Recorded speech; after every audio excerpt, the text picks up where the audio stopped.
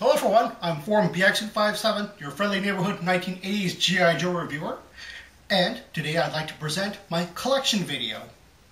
Now, as of this month, it is my 5th year of doing vintage G.I. Joe videos on YouTube, so I would like to thank all of my subscribers, the commenters, and just all of the viewers who have started with me and stuck with me over the years.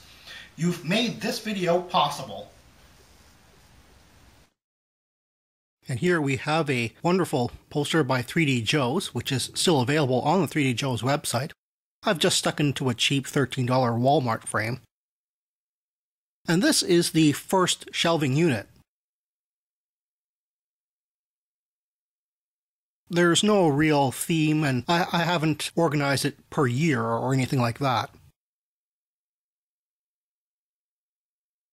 On the very top is just a display for the Tactical Battle platform.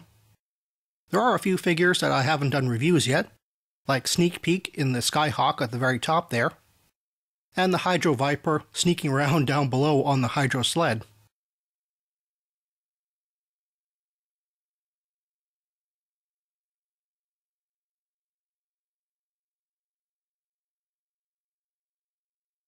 Underneath that is another bunch of figures that I haven't done reviews yet.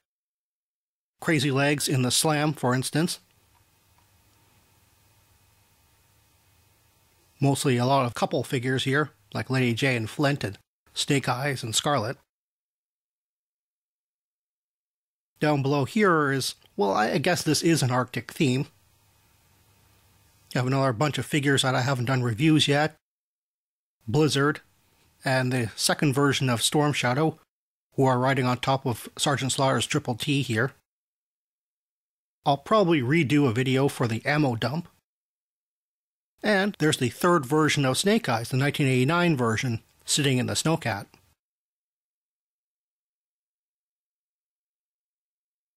And down below is just some random ground vehicles.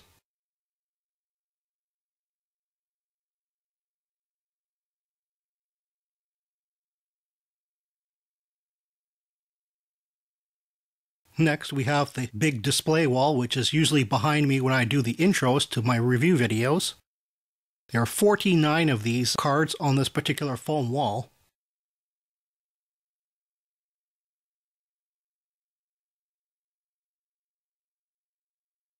Next, we have the second shelving unit.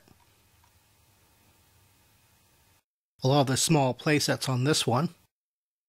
You'll notice that I have one of my new 1990 figures, Ambush, manning the checkpoint with Beachhead there. I'll probably redo the air defense unit playset at some point. Down below is a lot of other small playsets.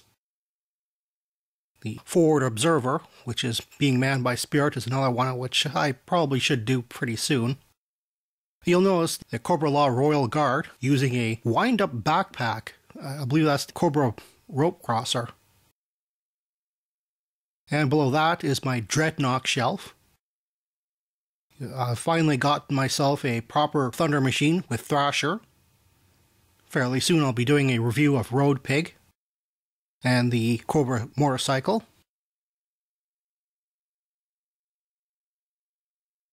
There's Naugahyde in the background. Xandar flying the 1987 jetpack. And just Raptor floating around there.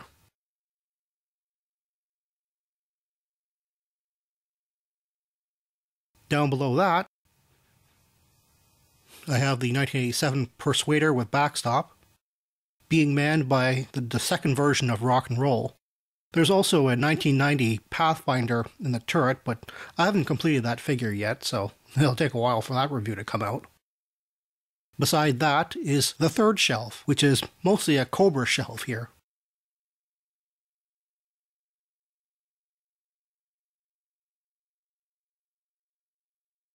You have our awesome Terrordrome.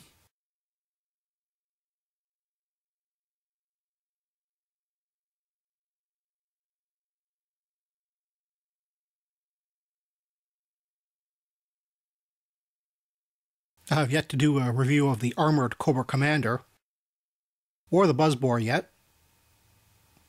Below that is a lot of other figures and vehicles that I haven't done reviews yet.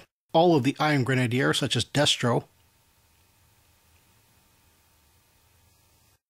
In the background, there's the Sears exclusive Cobra Missile Command headquarters.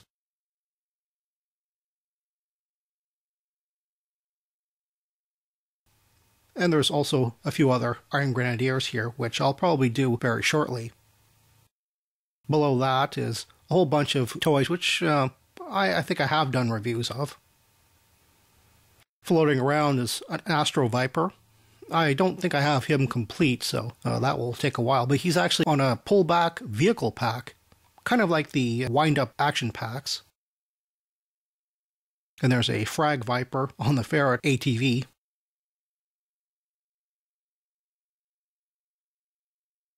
And finally, below that, we have Big Boa teaching Crystal Ball how to shoot. All the way in the background, we have an Alley Viper.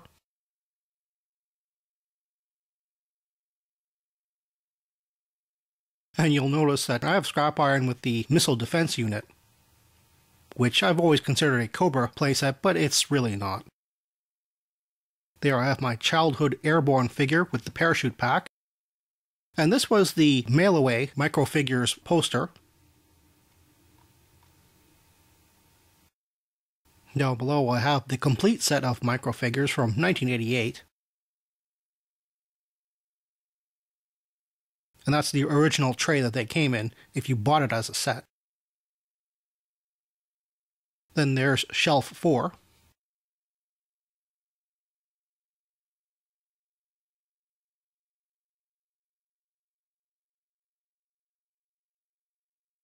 Again, there's no real theme to this, but there's a lot of green guys in this one.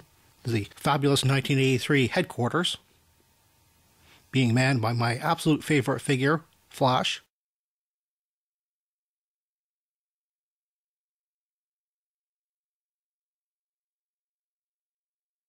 Underneath that, we have the Viper pilot on his Viper glider.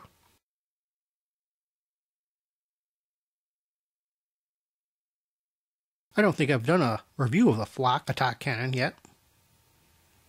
In the background, we also have the 3 pack rats. I've been challenged to do a review of them. Below that, we have a lot of the large vehicles.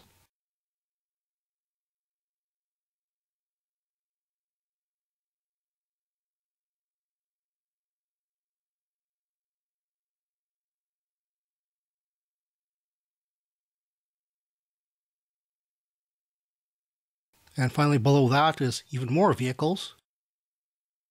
I don't think I've done a sci-fi figure yet. He's there on the Havoc. I'll be soon doing a Coastal Defender trailer review.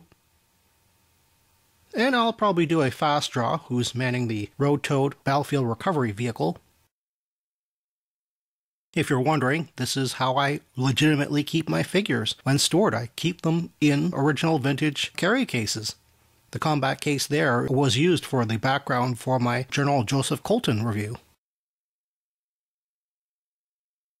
A lot of the miscellaneous merchandise, such as the lunchbox and color forms, the deck of dishes and the candy tin. My favorite licensed merchandise, the die-cast vehicles. And of course, another version of the color forms playsets. This is actually how I keep my die-cast vehicles in storage. I keep them in a Roll-O-Mat case.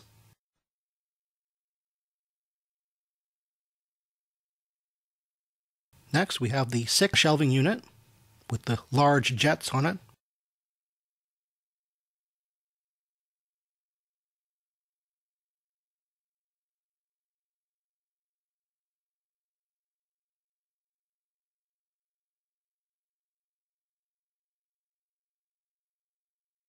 And down below, I just have the Cobra Battle game.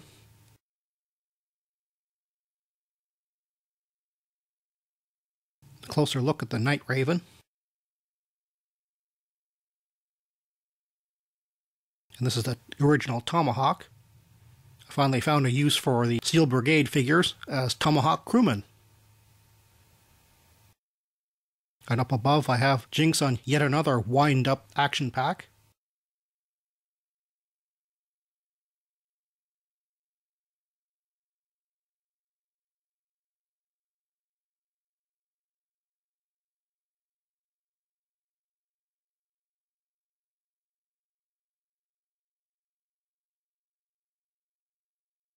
And finally we have the 7th shelf.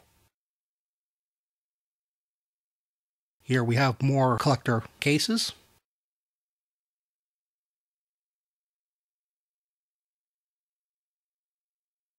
Below that we have some fairly important names in G.I. Joe industry here, such as lead designer Ron Rudat, one of the artists, painters, Dave Dorman, as well as Russ Heath, who did the sketches for the control art for the cartoons. And speaking of the cartoons, here we have a complete set of the cartoons in both DVD and Blu-ray format. All the comics in trade paperback form. And some of the autographs from some of the voice actors for the cartoons.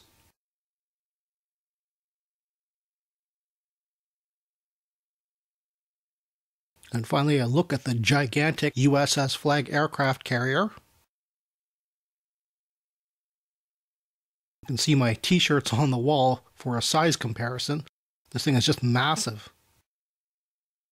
It took me a little over an hour to put this together, and it would have taken me even longer, but I decided not to put any of the internal parts for the tower in. And here we have a hydrofoil with 3 of my new figures, a 1990 figure such as the Night Creeper, the Saw Viper, and a Range Viper.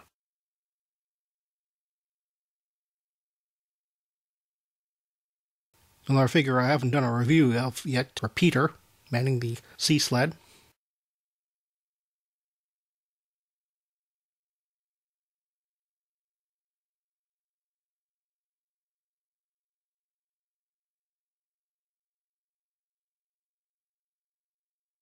My second airborne figure, which I use for reviews. I don't use my original stuck on the wall because he's full of cracks and rubbed off paint.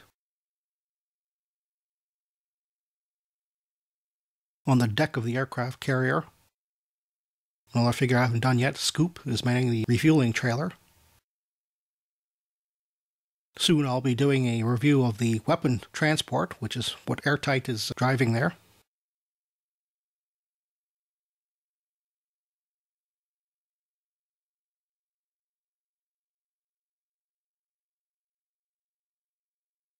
The bomb disposal in the background is what Barbecue is driving.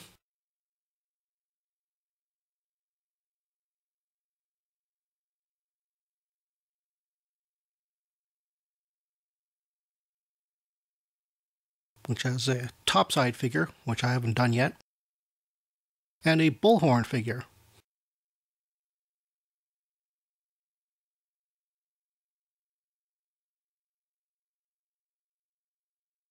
Well, that's a look at a room full of vintage G.I. Joes. There's not one custom or even a modern version of anything in here.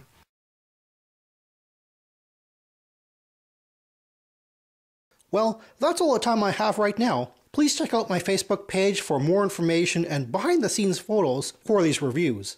Thank you for watching this video, and stay tuned for next time to see another 1980s G.I. Joe toy review. See you then.